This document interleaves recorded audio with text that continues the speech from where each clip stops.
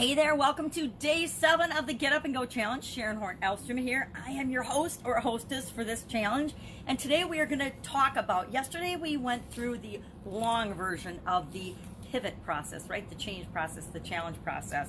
Today we are going to go through the KISS, the Keep It Simple, Sweetheart, version of the pivot process. Or I'm going to say kiss the PP, but I thought I'd get in trouble. So, the pivot process, the short version of that, we take that 10 or so steps and we break it down to 6. Why 6? Because we humans can remember anything less than 7. That's why phone numbers are 7 digits, right? Well, they're more than that now, but that's because we needed more phone numbers. Everybody's got phones nowadays, cell phones. But we're going to go ahead and talk about the short version of the pivot process. Now, I've got this written in 2 different ways. One is, and I'll share both of these as pictures. One is, you can see it, the challenge process, and of course it's backwards, sorry, as a circular thing because it is a process, so we repeat, right?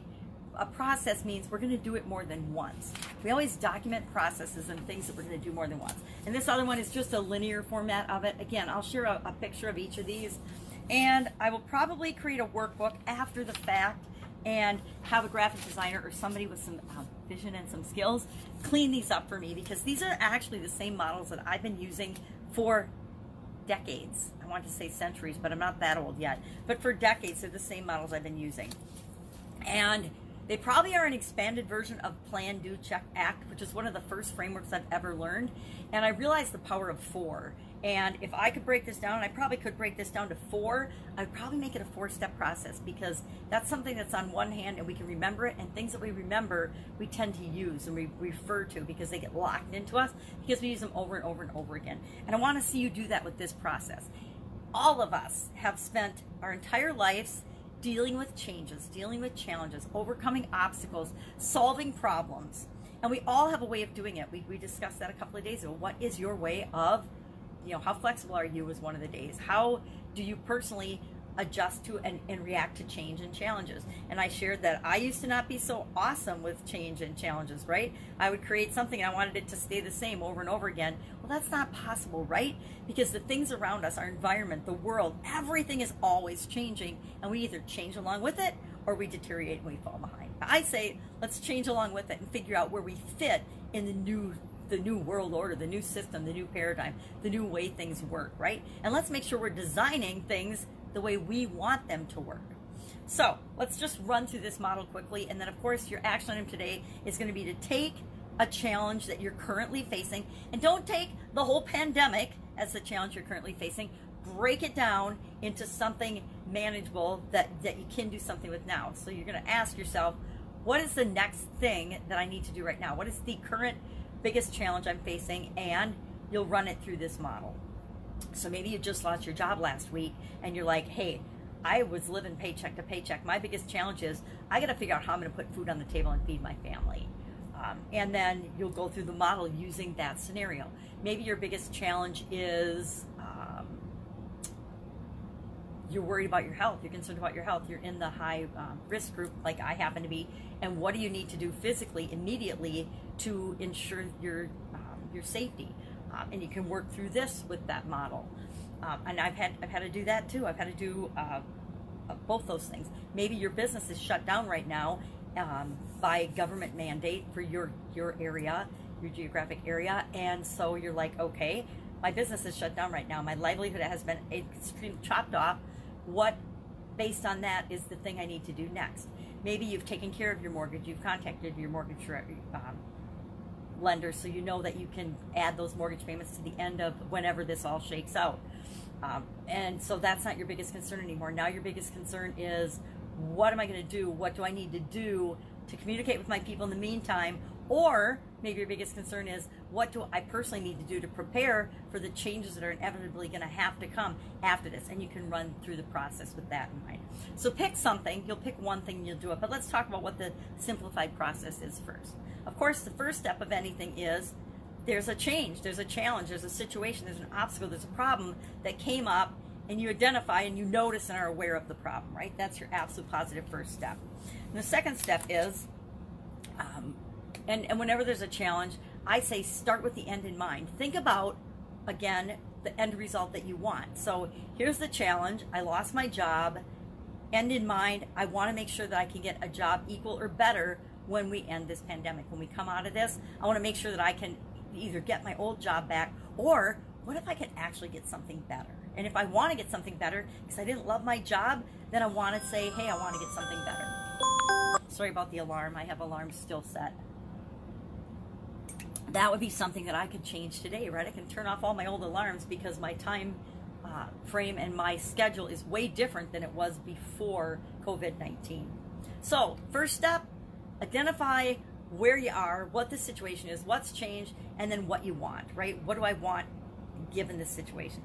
Then you're going to assess where are you at right now? What is going on in your life? And then what is the highest priority? What is the biggest thing? Or with respect to this thing that you've already picked out as the biggest thing, where are you personally? Because nobody cares about, we don't care about how everybody else is doing, right? Or we shouldn't care about how everybody else is doing. What we need to care about and focus on is our own current situation, the only one we can actually affect and impact, right? We can't do stuff for everybody else until we take care of ourselves. So we're going to look at our current situation. We're going to assess, okay, where are we? So the first step is to notice that there's a change or a challenge or a problem or a situation that you need to make and take some action on, right? If it's something that you can just ignore and let shake out by itself, then forget the whole challenge process or the pivot process. You don't need to do it at all. But if it's something that you need to take action or should take action on, then you want to hop into this process. So first you figure out what the change is. You notice there's a change. What do you want? Second, where are you at right now? So you can compare where you are right now versus what you want. And then you're going to start filling in the gap, right? This process is all about how do you fill in the gap? How do you get from A to B? How do you get from A to Z? How do you get from, I always say just go A to B. Take it up one step at a time. Don't try to go from A to Z. Try to go from maybe A to H, right? You can go to A to H, but you're probably not going to be able to go to A to Z in one full cycle. So, you know you've got a problem. The challenge has come up. You know what you want. You know where you are versus what you want. Now you can start looking at options and ways to fill in that gap. What are the possibilities? That's step 3. What are the options? What else is possible? One of my favorite questions in the whole wide world is, what else is possible, and what can I do right now? What's my next step? What can I do right now? And you're going to look at those options and you're going to analyze them and you're going to do a little research to see what's possible. And then you're going to pick one. You're going to pick one thing, right? Because we can only really do one thing at a time, and we only know if something worked if we change it one thing at a time. I take a lot of vitamins and a lot of nutritional supplements. You know, after you drop dead, you tend to change the way you eat and move and take care of yourself. And part of that was I experimented over the last decade with all different types of vitamins and nutritional supplements and green drinks and bulletproof coffee, still one of my favorite things, and all kinds of things. And I had to test and see how they impacted my body. Now, when I first started doing that, I tested a whole bunch of things at once. And sometimes I feel worse and sometimes I feel better. But since I was testing all kinds of things at once, I had no idea what was messing me up and what was helping me. So I blew up that process and I said, okay, every good science kid in grade school learns that to test something and to figure out what's working and what's not, you have to test one thing at a time. So then I started testing one different supplement, one different vitamin at a time, and then seeing how it impacted me. And so I figured out what does work for me and what doesn't. Because guess what? They all say they work for everybody, right? Everybody should take vitamin C. Everybody should take vitamin E. Everybody should take vitamin D3. You know, all the information out there. And we each still need to figure out what works for us. And that's how I did it with figuring out for my health what nutritional supplements and vitamins I needed to take. But I had to stop and test them one at a time. And then you see what the results are. If I tested a new version of, what's something, CoQ10, and I felt better, then I would maybe substitute and I would take that version of CoQ10.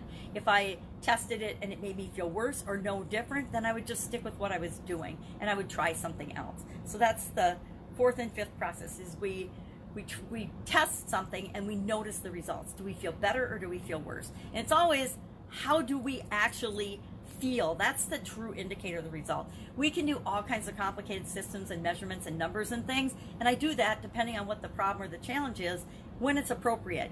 But when you have a choice between a simple method and a complicated one, go for the simple one, because you'll actually do the simple thing. You'll do the simple things 10 times faster than you'll ever do the more complicated things. So figure out what works, figure out what the result was. If it works, maybe you want to automate that process and take it. Let's use the vitamin example still, since I'm going through that. So if I find a CoQ10 that works really well for me, now I'm going to put that in my little weekly pill box. You know, I do the little pill box, and I'm going to take it at probably the same time every day. I learned that with, I take a medication, one pharmaceutical called metoprolol, and I used to take it first thing in the morning. It's a time-release beta blocker. It's a beta blocker. I had a sudden cardiac arrest, so I need to take a beta blocker, according to the physicians. So I took, and I actually tested and experimented with this, by the way, which was a bad thing. It was a bad test. I actually increased my blood pressure through the roof, and it's really bad. It turns out that when you stop taking this beta blocker, it can really do bad things to your blood pressure. But I figured out that I used to take it every morning, and then my sister, one of my sisters, stayed with me for a couple of months when my dad was ill and dying, and she said, "Oh my God, you are a heinous bitch whenever you take your medicine." Well, I was mostly by myself and with pets, so I never realized that it was making me super duper moody and upset unnecessarily. And so all I did was I tested taking it at night when I went to bed. So then the major, mood enhancing side effects from that drug, the way they impacted me, I slept through most of them. And so just that little change, changing the time of day that I took that one medication, made a huge difference in a lot of areas in my life. My business relationships, my family relationships, all of my relationships, because I wasn't a moody, grumpy, don't know why I'm flying off the handle biatch just because of when I was taking it. So we can use this for absolutely everything and anything in our life, right? Any process, any change that we're thinking about, we can run through this process and actually test it and figure out what works for us and what's best for us. That's the secular one. The other one's pretty much the same. It's just a linear one where you ask yourself, you face a change, some challenge, something that you need to pivot or make a change, because a pivot is just a change, right? Maybe it's a change and you're going to use a different tool. Maybe it's you're going to take a different vitamin. Maybe it's you're going to communicate differently in your relationship. Whatever the change is, you run it through this process to see if it's going to get you toward what you want or not. So again, I will share this one. It's, what do you want? What is it that you don't like? What's the problem or obstacle? Then you ask yourself, what's your position? Where are you now? What's my position with respect to this challenge or this obstacle? What's the current situation? Third, you ask yourself, what are the possibilities? And you look at in your research and you find out, well, what else is possible? What are the alternatives? Then you take action. You pick a step, you pick a thing to test, and you test it. You actually implement it and you try it, right? Then you see what happened. Well, what the heck happened? That's the results phase. And if it moves you toward what you want, it's positive, and you decide if you want to automate that or not, or if you want to continue and take it further and test something else. And then you just repeat this over and over again. Our life is cycles, right? This is not the first and last challenge we will ever face, so we might as well have a process for how we control the way we deal with challenges and pivots and change and obstacles and whatever you want to call them, because we're going to continue to get them no matter where we are in our life. And it's how we approach them, how we choose to look at them and see them and manage them on our own and be proactive, that's going to determine the results that we get. So that is our process for today. It's a simplified version of the pivot process. So today, again, I mentioned that our assignment is to use this process, pick one thing in your life that is in your face right now and is a challenge for you. Maybe it's your health, maybe it's your relationships, maybe it's that you've lost your job, maybe it's that your business is shut down, whatever. It doesn't have to be a big one. Pick anything. Maybe it's, what's for lunch. My challenge is what's for lunch, and then go through the process and figure out what you're going to eat for lunch today. Or whatever. It can be, you can use it on any type of a situation, right? That seems like it's a challenge for you. For some people, I have relatives that don't cook at all. I wonder what and they can go to get drive-through, right? Still, but I wonder, what are they doing right now when they can't go out to lunch every day? That's probably a big question for a lot of people right now. Hey, I don't know how to cook. What am I going to have for lunch? What have I got in the pantry? I don't want to go out to the store, but if I have to, what do I need to do to prepare to go out to the store? So that is our challenge for today. Do this. Once you master this, it becomes automatic. I don't sit and think through each one of these process steps unless it's a really big problem and I want to write it down anymore. It's just automatic for me. Something comes up, I deal with it, challenge. And it's big things and little things. The other day, my granddaughter was having a meltdown. I hang out with my 4-year-old granddaughter during COVID-19 this year. And I said I would watch her this year while she was in day school. You know, she goes to day school 3 hours a day, but I would watch her this year so her parents didn't have to worry about daycare. And it's super duper fun for me. Well, with COVID-19, now I have her all day, every day, Monday through Friday, which is, again, still super duper fun for me. But every once in a while, I don't know if you're aware, but 4-year-olds will have little meltdowns. So my phone rang the other day, and I answered it. It was one of my sisters, and my granddaughter decided it wasn't the time I should answer the phone. So she's trying to bite me. She's trying to bite my stomach. She's trying to bite my arm because she wants my attention. And so that would be a situation, something like that we can use. Okay, here's the challenge. My 4-year-old granddaughter is biting me when I'm trying to talk on the phone. So I hung up for my sister, and of course I paid attention to and walked my granddaughter unknowingly through this process of what's a better way to get grandma's attention than trying to bite her? Because if you bite people, you will get expelled from your school once you go back to school. So we use that as a whole learning loop lesson for her. So it's not just applicable for how do we solve problems in our life or challenges in our life. It's how do we live our lives on a daily basis? How do we be proactive and be leaders in our own families? That's it. If you have any questions, hit me up in the comments below. Otherwise, I will be with you tomorrow for another day of our Get Up and Go challenge. Because guess what? As frozen as we might feel sometimes, we have to get up and go because there's always something that we can do. And if we're doing what we can do, then we're back in control. And to me, that feels good. All right, catch you tomorrow. Bye.